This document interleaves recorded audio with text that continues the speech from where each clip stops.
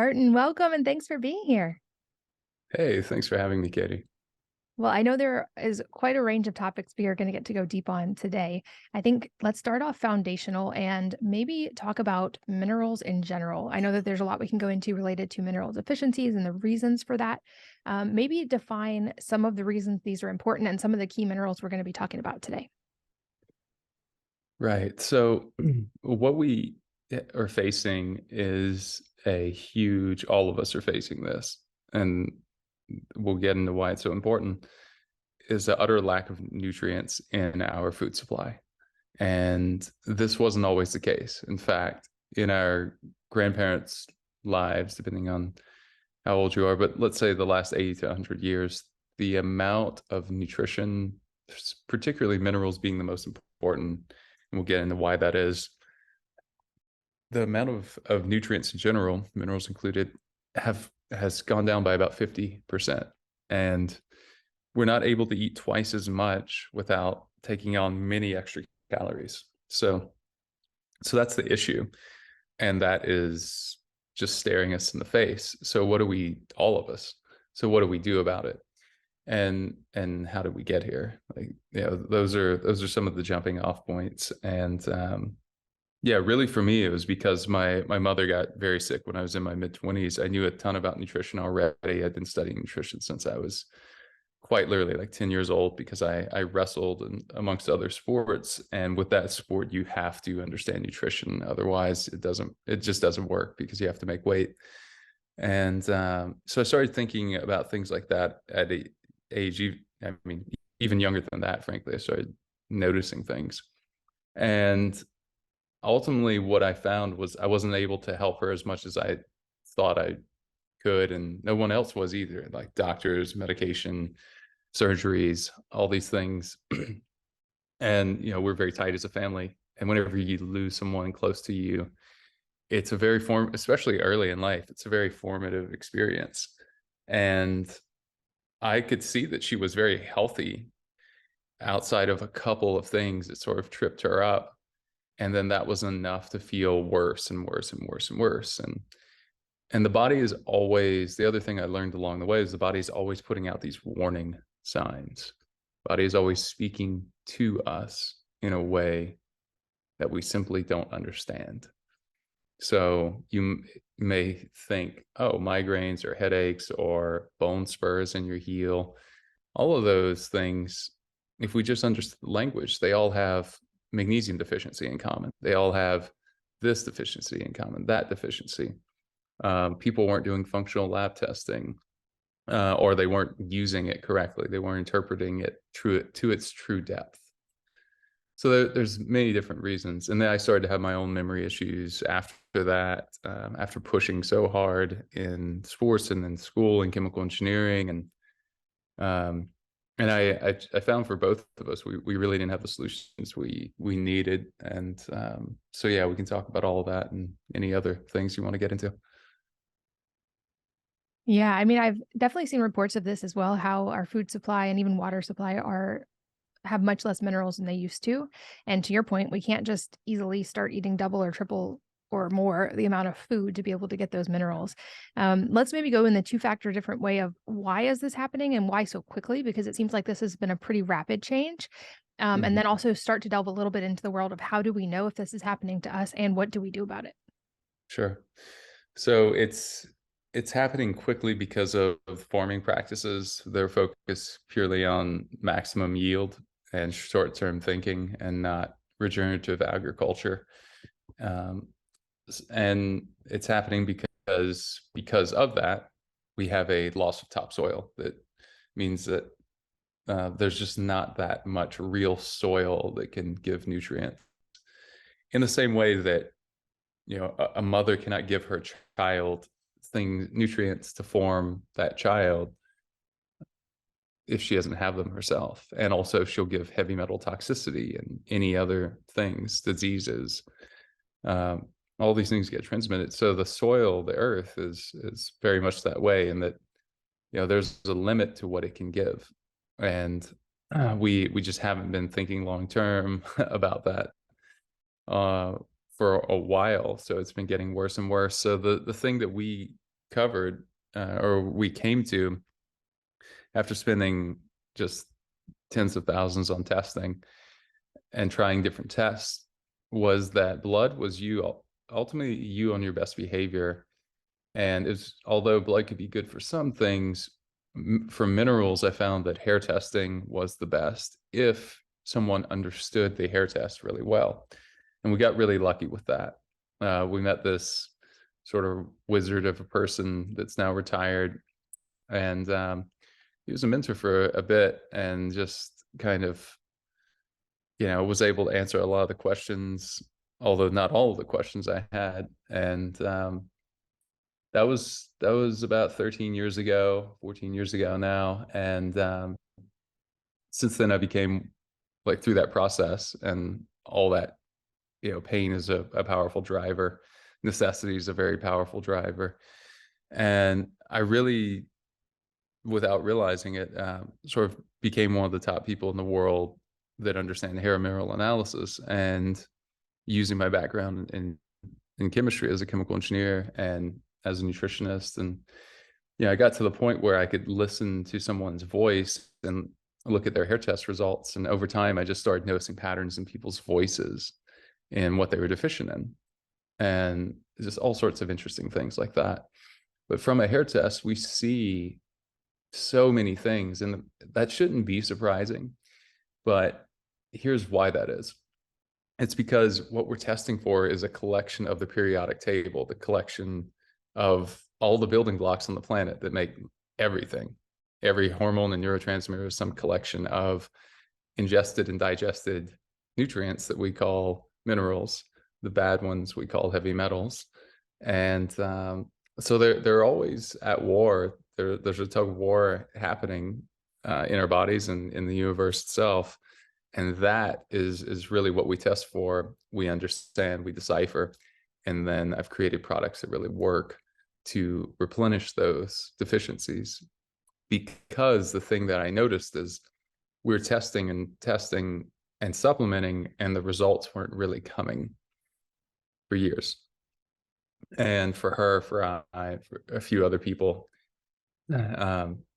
And I remember thinking, this is a very solvable problem. And what I went to school for is essentially creating the process that solves that. And so of all the things you could study, I studied the exact right thing that allowed me to solve this, like from a process standpoint, and to know what to look for.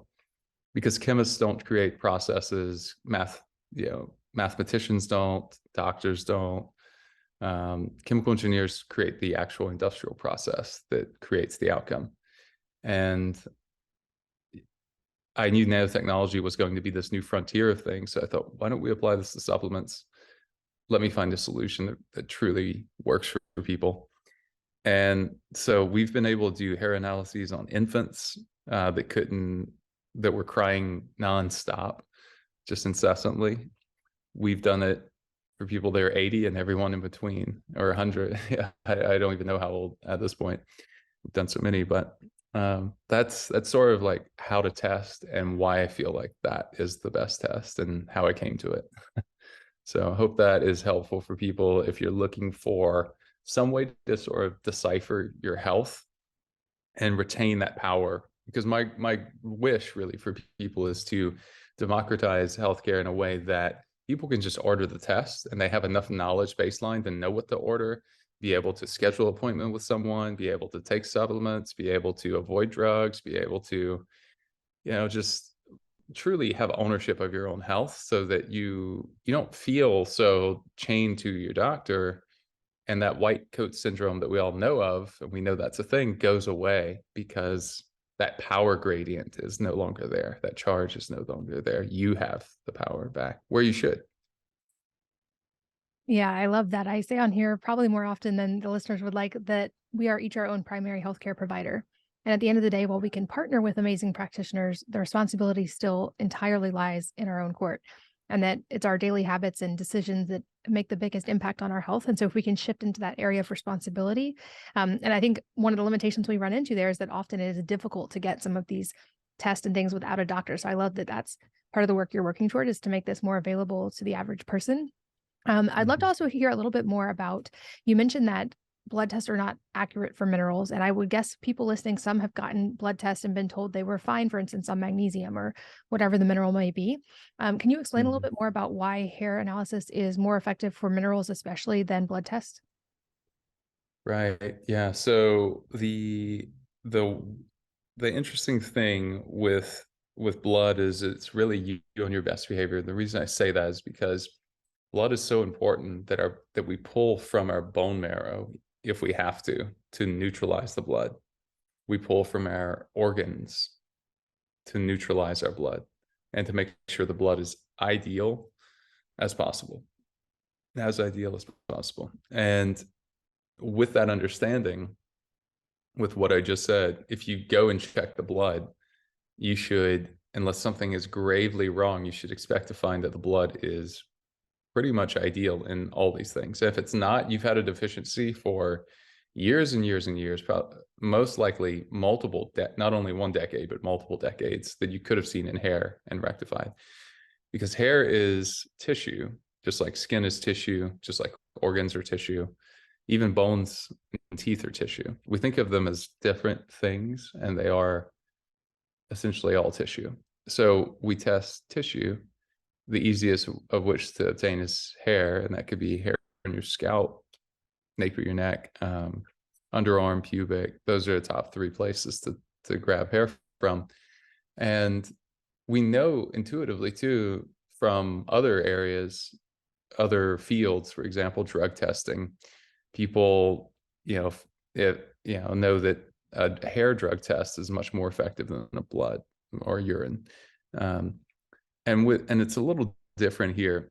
Here, you get 6 to 8 weeks of data with a hair test, and that's a good average, and it gives you about 1,000 times more data per nutrient sampled.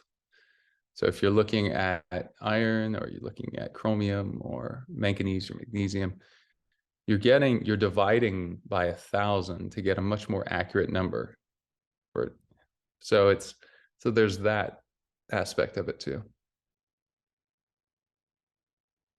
Yeah, that's interesting. And I think I know that you have resources related to this as well. I'll make sure we link them in the show notes, including resources on how to get hair mineral analysis.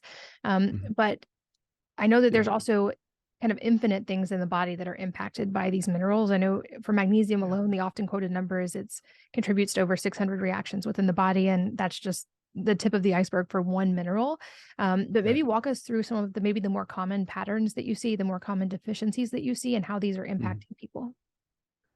Yeah. So we see different patterns, and I could name things like four lows patterns and um, different toxicities, but we see some of the things that you would never see, uh, for example, in blood. And don't get me wrong, like blood testing can be helpful for many things, like vitamin D deficiency, etc. Um, so it's if you're a practitioner listening to this, it's more of a invitation to explore, does this fit your practice? Is this something you can offer as an additional lens, not as oh, you need to like switch everything you're doing. No, it's more of a add this and here's why. That's my approach for almost everything we do. Um, something that we see, for example, is hidden copper toxicity, though you wouldn't see that without blood. You wouldn't see iodine deficiency in blood. It's in too small of amounts to be accurate.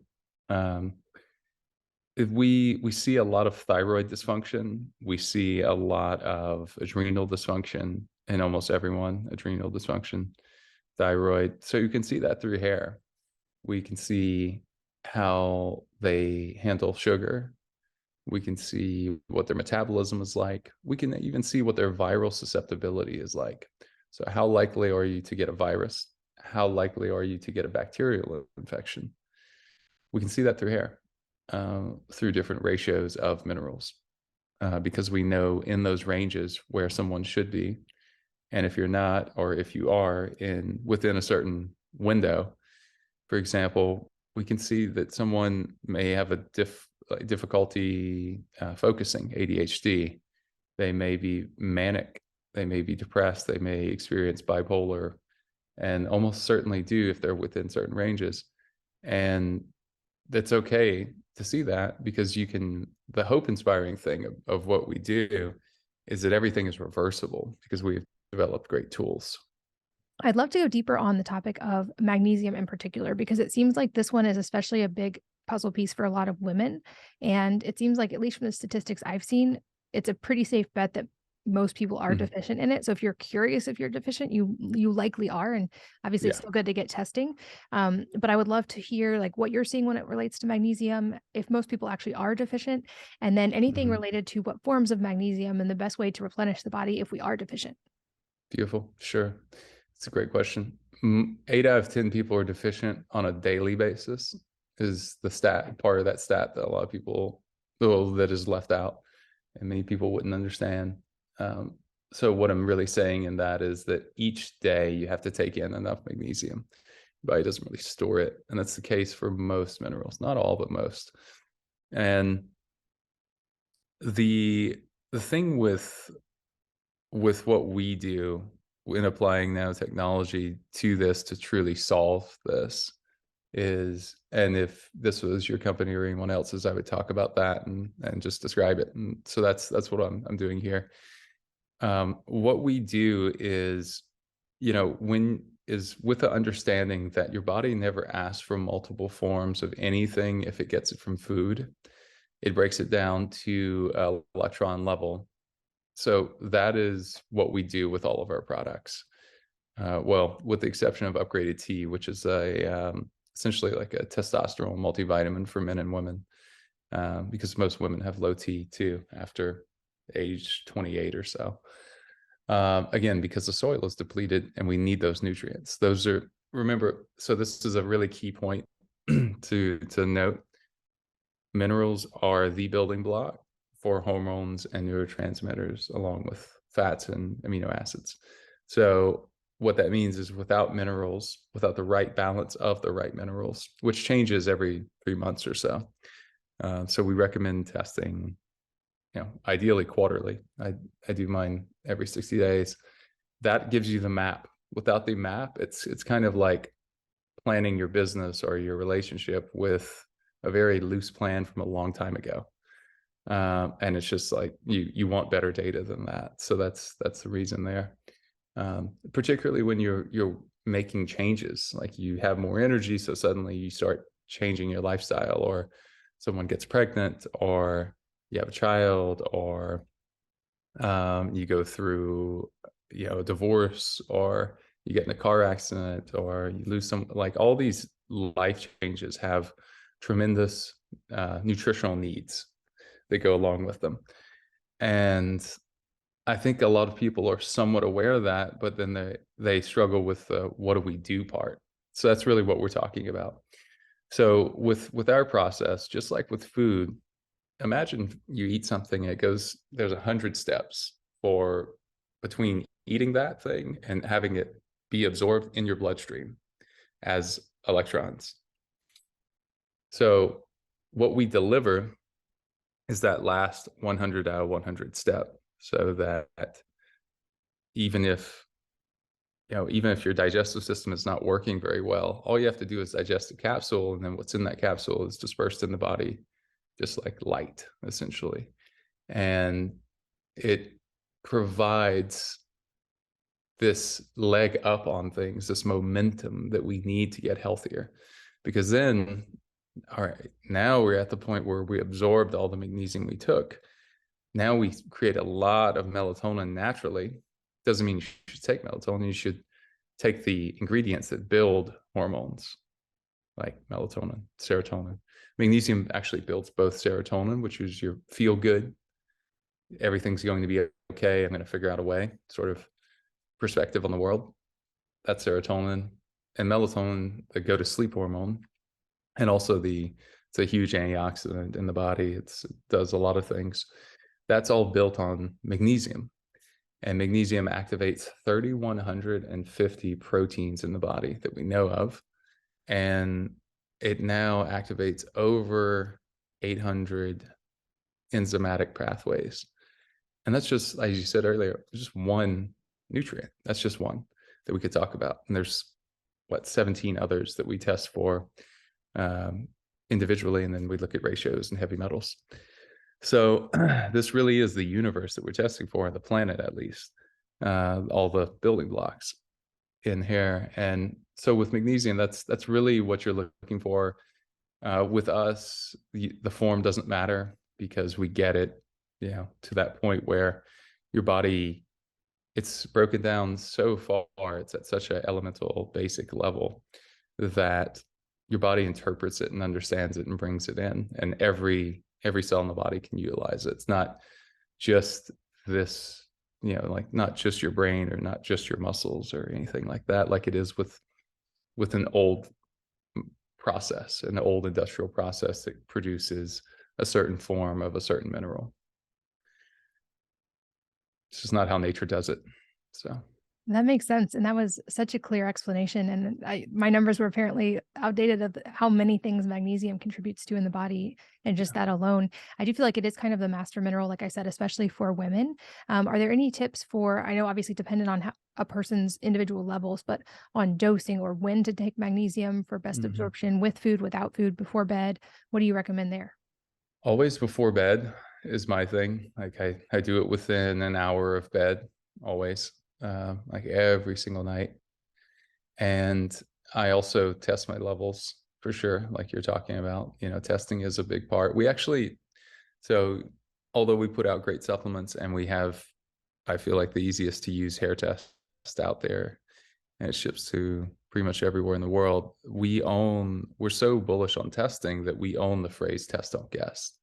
A lot of people use it. I'm okay with that, but we actually own that phrase because it's key to what we believe, and also how we want to help people, because we do tests and we do consultations that are optional. You can just buy the supplements if you want, but the test really gives you the insight, the enlightenment of here's what's really going on right now, and here's what we could do to improve that.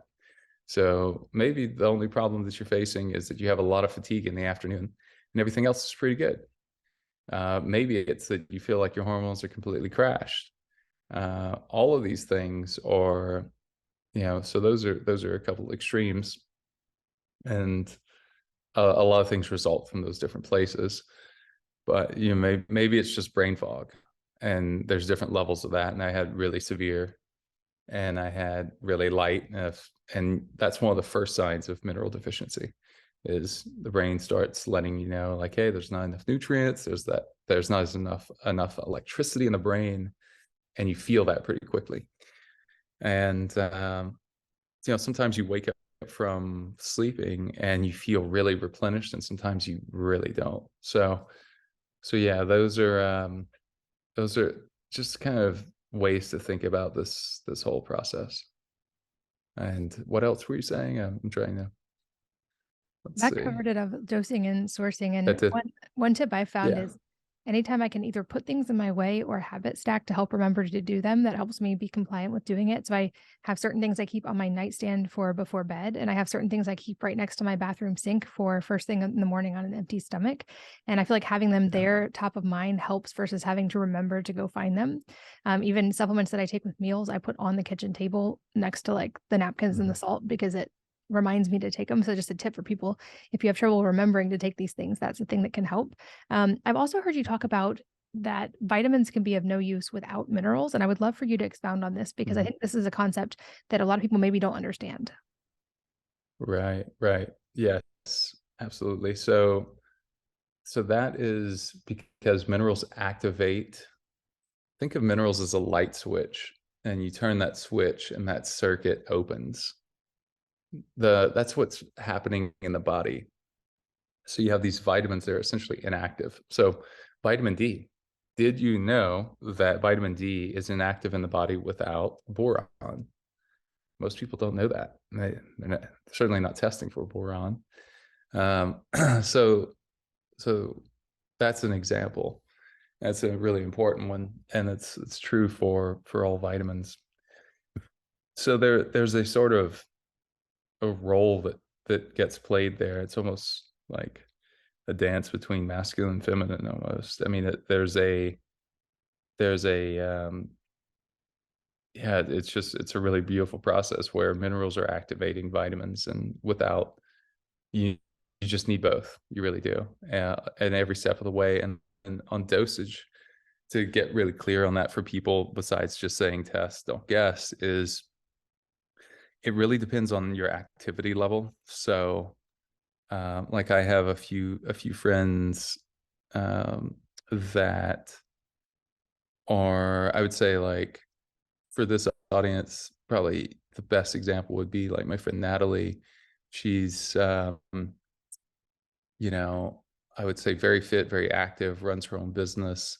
She does 4 capsules of upgraded magnesium every night. And her deep sleep when we met was so abhorrent. It was so terrible that it was almost non-existent. She was getting 15 minutes of sleep, of deep sleep a night, and about 4.5 hours of REM on her Oura ring. And we took that in 5 to 7 nights up to nearly 2 hours. And then her time in bed went from 11.5 hours down to like 7.5 or 8. And so she got a lot of life back, is what that means. She got an extra, roughly 4 hours, about 11.5 to 4.5. So I'm sorry, 11.5 to 7.5. So about 4 hours back. And she immediately felt more creative. I've had another friend, he said that his best weekend ever he's ever had with his kids was last weekend or weekend before now. And it was because he attributes that solely to sleeping so well now. And that's just upgraded magnesium. That was his change. It's a beautiful testimonial video. And I mean, this is a very high functioning person. He works for a private office. He's, super connected to a lot of people and certainly can afford any solution, I would say. They both can. And they know decent solutions, and they were managing, but not thriving. So that's the foundational piece. There is no more foundational piece than the building blocks that build the planet. And so that's what we test for, and that's what we give people an upgraded version to absorb. And it sounds like we mentioned already stress can deplete minerals more quickly. So can, I would assume, high activity levels from what you just said, as well as I would guess sauna, if activity levels can also deplete minerals. I know from motherhood, pregnancy can deplete them quite rapidly. Are there any other risk factors? I've heard caffeine mentioned, as if you're drinking a lot of caffeine, you might have a higher need for these things. We already know our food supply is already depleted, so probably eating any kind of processed food further depletes your minerals. But any other risk factors to be aware of? Yeah, other risk factor would be alcohol. Anything that changes the pH of your body. So alcohol, caffeine, stress, all of those things change our pH. On a good note, breath work oxygenates, right? But anytime you're producing energy, you need certain things. So for every molecule of oxygen in the body, you need a certain amount of copper and magnesium to produce ATP in the cell, or energy in its raw form in the cell. And when those things get out of balance, you start feeling out of breath, you start getting sick more easily, you feel tired and wired more easily. All these things. I would say in terms of deficiency, as well, Katie, the one that's overlooked so many that I would be remiss if I didn't mention it here on your show is for particularly if you are a mom or someone that is either pregnant or getting pregnant, like 2 years prior in that phase or even more, or breastfeeding particularly, or just like trying to replenish just replenishing your own stores at this point. Iodine deficiency is rampant.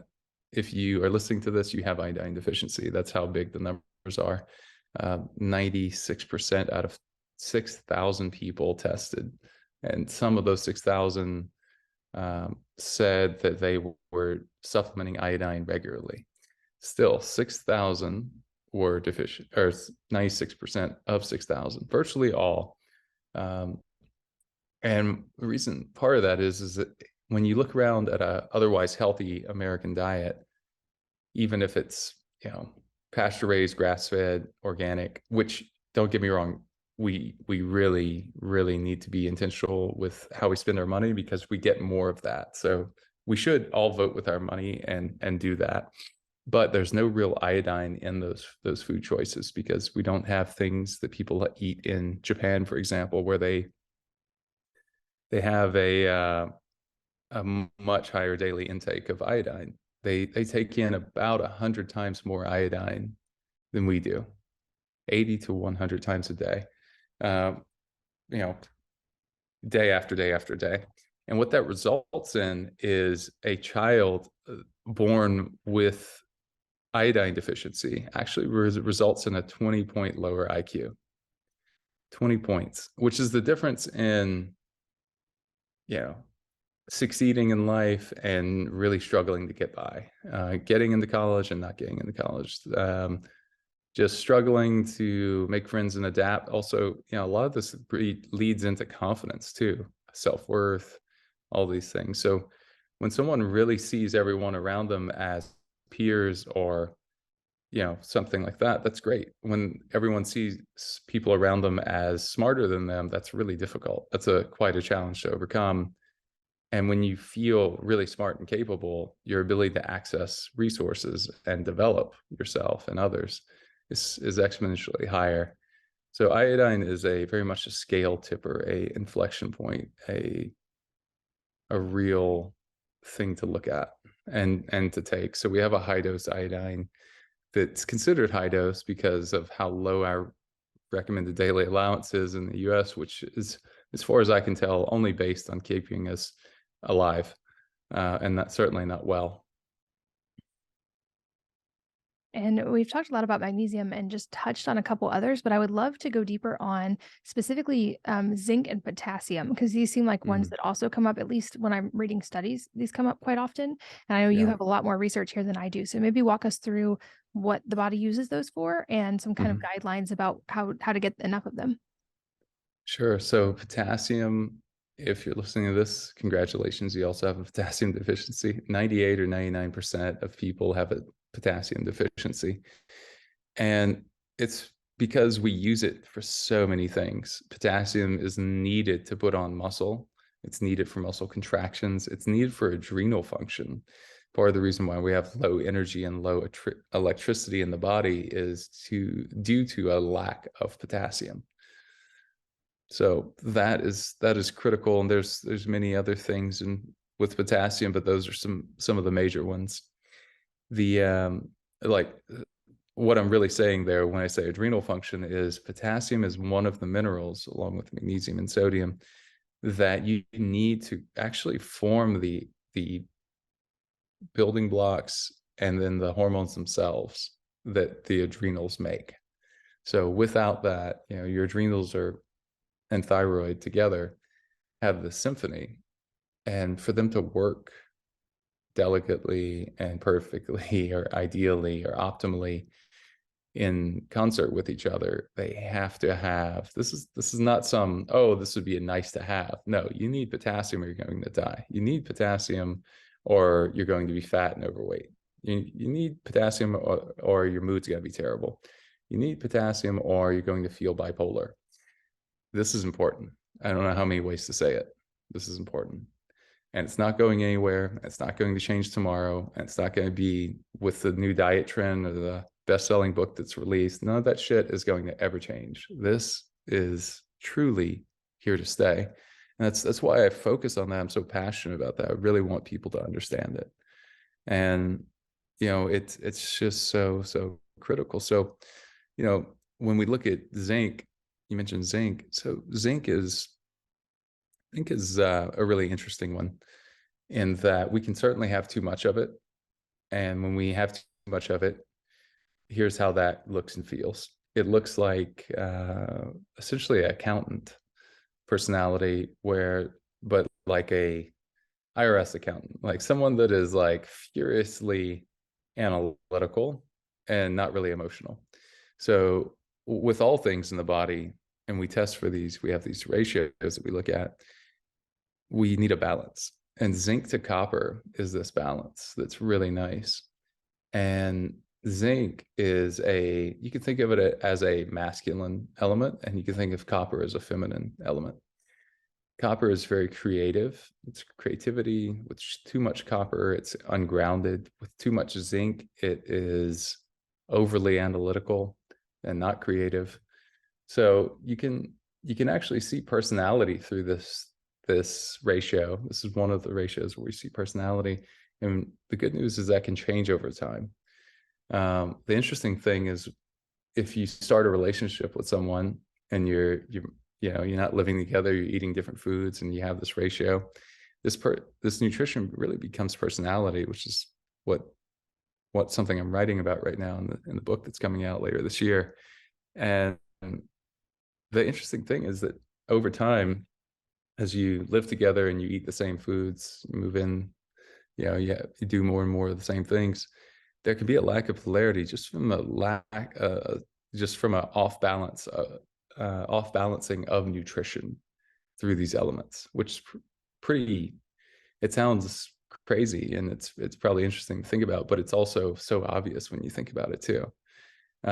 These are the things. So we should be testing. We don't want anyone to be overly analytical, unless that's the way they've always been. We love them for it, and you want to be aware of that, I think. So it's like, oh, here's the hair test we have when we first got together, both of us.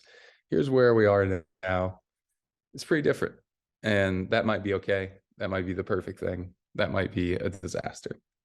One thing I can tell you is that I've lost 2 relationships, and I just so happened to have a hair analysis done for both women right before we broke up. And I got to see this gaping sodium deficiency. In one case, lithium; in another, lithium and sodium. And that really is a recipe for anxiety, like extreme anxiety, both of those.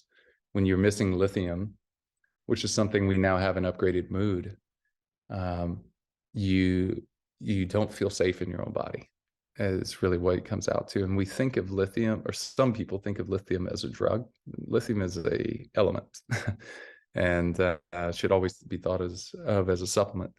What they noticed, I'll pause in a sec here, but this is just such a thing. I want people to make sure you hear this. Is they did a study, multiple studies on groundwater throughout the US, and they found that the areas that had the lowest groundwater had the highest rates of suicide and depression, and of lithium, I should say.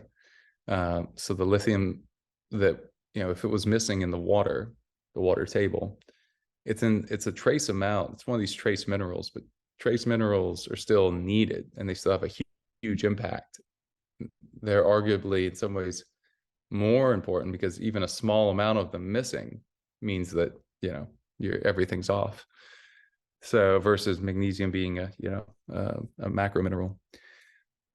That also doesn't mean that trace minerals are easily absorbed. That's not a particle size thing. That is what we do for all of our products.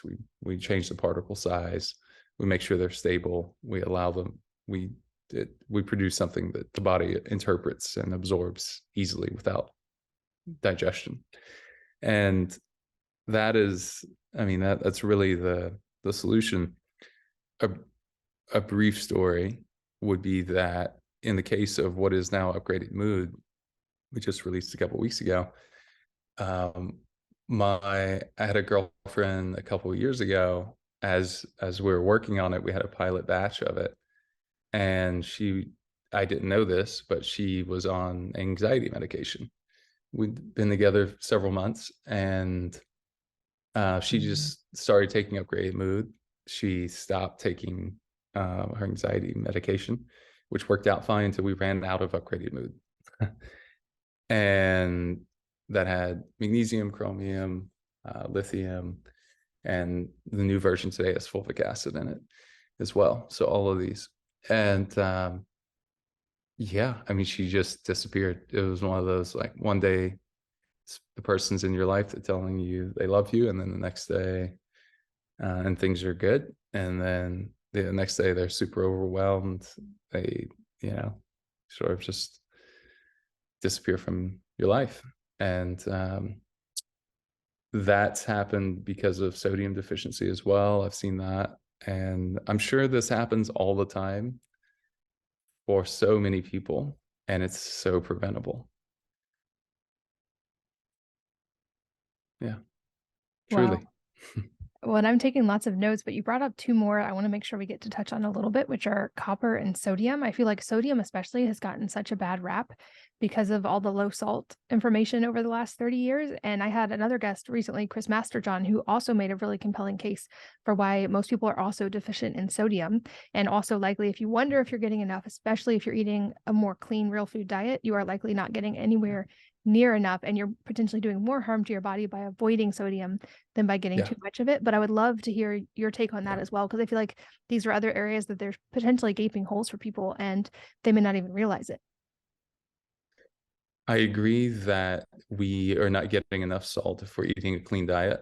The ideal recommendation, again, test don't guess. I don't know what your other elements are. Maybe your potassium's really low, having a lot of, or your magnesium's low, and these balance each other. That's really what I want you to take away from this conversation as you're hearing this, is these elements balance each other. This is a swing set, essentially. This is a seesaw, except it is a multi-dimensional seesaw where multiple seesaws are connected. That's how I describe it. That's how I think about it. That's how I picture it. And with that understanding, when you don't have enough sodium, your adrenals will be off. And your adrenals are off, your thyroid will be off. That will downregulate, and you will not have as much energy as you could just purely from that. Now, once that happens, other things will happen. Maybe you won't absorb as much of other nutrients from certain foods. You'll probably collect calcium, and that'll actually make the problem worse. It's terrible, I know. I wish it didn't work that way, but it does. Most of us have way too much calcium, by the way. That's the side note. If you can avoid nearly all sources of calcium, you're probably better off. But again, some people do. It's rare, but some people do have low calcium. So you don't want to just hear that as a rule and take it as gospel. So really, the thing with salt is, broad strokes, really broad strokes, and again, test your hair and every 90 days, and you'll have a something you can trust on this. Do a consultation with a practitioner that you trust, that you feel like really has a good understanding of the test. We offer that. You can find it other places, I'm sure. And however you do it, because if you have enough salt, you have a lot more energy. You will think better. Your mood will be better. I can't tell you how many days I turn my afternoon around by just having more salt in my water. So I'll salt water, and I'll do at least 35 to, yeah. So what we found is research throughout millennia shows that groups, like in all different environments, temperatures, ate at least 3,500 milligrams of sodium a day. So that's one idea there. Now, because you can be stressed just from even if you're sitting at your desk, you might be redlining thanks to your mental state, trauma, any of these things. They keep our burn rate of minerals high. Stress, again, remember. So yeah, those are some thoughts on sodium. And copper. Copper is bacterial defense for the body. Zinc is a viral defense for the body, but you take too much of either one and you'll have the other. So you'll have a bacterial infection in your mouth if you're taking too much zinc. I saw that happen a lot with COVID. And I saw people have viral infections too because they didn't have enough. Iodine also is antiviral. That's why I really like it. And almost everyone's deficient in it. I mean, it took me years to not be deficient in it. I had such a deficiency to reverse, even with supplements that really absorb well. So yeah, there's that. Now that's a rare case. I think most of us recover our deficiencies much, much faster.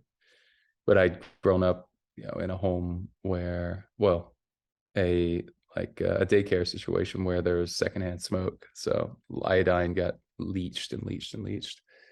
But most of us have that, whether it's growing up in a city, because the atmosphere itself is not in our favor these days.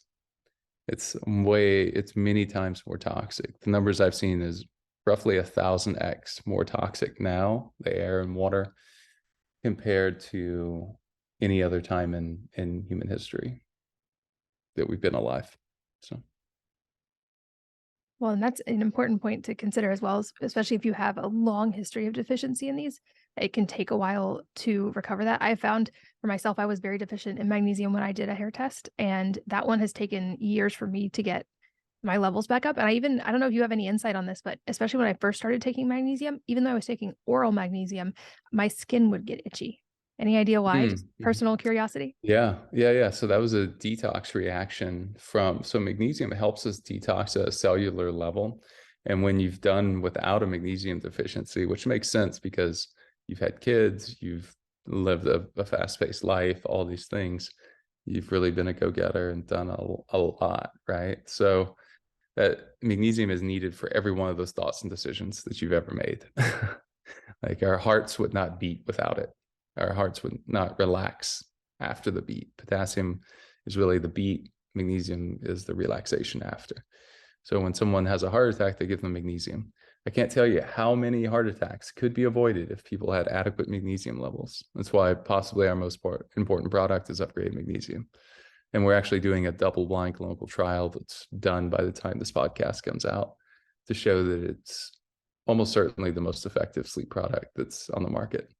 But it's a cramp support. It is a constipation support, although it doesn't cause loose bowels. It just helps your body function the way it should, because again, it activates over 3,000 proteins and 800 enzymatic processes. So of course it does a lot, but of course a lot is needed, and it's needed daily. So you have to absorb it really well. So yeah, your skin was itching just because your body was pushing toxins through the skin, and then it's getting you to, actually rub it. And yeah, the body's so smart. And it is. And it's one I definitely still am very aware of and on top of, because I do a lot of the risk factors. Like I exercise a lot, I sauna a lot, I do drink Mhm. caffeine. I don't drink alcohol that much, but I have some of those risk factors. And just by nature of being a mom, I do occasionally have stress as well. So it's one that helps me a lot. And I've talked about magnesium a bunch for years, but I love that you've gotten to shed some deeper scientific light on some of the reasons why people notice such profound differences when they get that and these other minerals in range. I know you guys have a lot of products related to this, and that you have the testing available on your website without a doctor, which is awesome. I will make sure there are links in the show notes for you guys listening to all of those things. That's at wellnessmama.fm. If you're listening on the go, everything we've talked about, show notes and links are there. And a couple of questions I love to ask toward the end of interviews. The first being if there's a book or number of books that have had a profound impact on your life, and if so, what they are and why. Hmm. The Surrender Experiment is great for just creating ease in your life. The book, Mindfulness, the book The One Thing, um, relationships, I would say, wow, the masculine relationship changed a lot. Yeah, there's been a lot. Dr. Unger's book a long time ago was one of the probably read that 14 years ago, right when it came out, and that's called Clean. The new updated version is called Clean Gut. Hmm. There's so many. From like 22 to 35 now. I've either read or listened to, I don't know, 600 or 700 titles. And those stick out. I'm looking at a bookshelf right now too. Those are a couple that, yeah, that I could add. Yeah, I guess I would say that. Awesome. Um, yeah. Well, I will link to those in the show notes as well. And lastly, any parting advice for the listeners today that could be related to minerals or something that we've talked about, or could be entirely unrelated life advice? Hmm. Great question.